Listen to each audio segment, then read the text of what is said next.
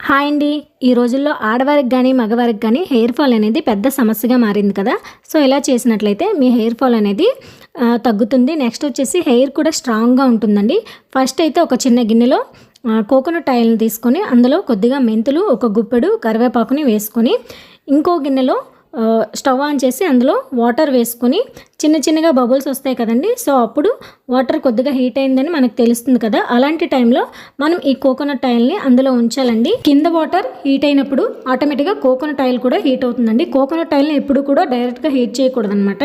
మనకి బొడగలు వస్తూ వాటర్ మరుగుతుంది కదా, అలాంటి టైంలో ఈ కోకోనట్ ఆయిల్ అనేది బాగా మరుగుతుందనమాట. ఇందులో కూడా ఎక్కువగా మరిగించకూడదండి. ఈ కోకోనట్ ఆయిల్లో చిన్న చిన్నగా బొడగలు వస్తూ ఉంటాయి కదా, సో అంతవరకు మరిగించుకుంటే సరిపోతుంది.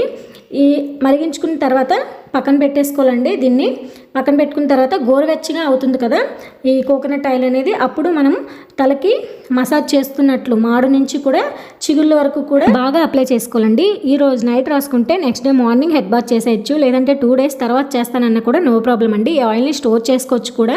మనం ఎప్పుడైతే రాసుకుంటాం అనుకుంటామో దీన్ని గోరువెచ్చగా వేడి చేసుకొని రాసుకోవాలండి. 1 month వరకు ఇలా రాసుకుంటే మీకే తేడా అనేది తెలుస్తుంది అనమాట. వీడియో నచ్చితే లైక్ చేసి సబ్స్క్రైబ్ కూడా చేసుకోండి నా ఛానల్ని.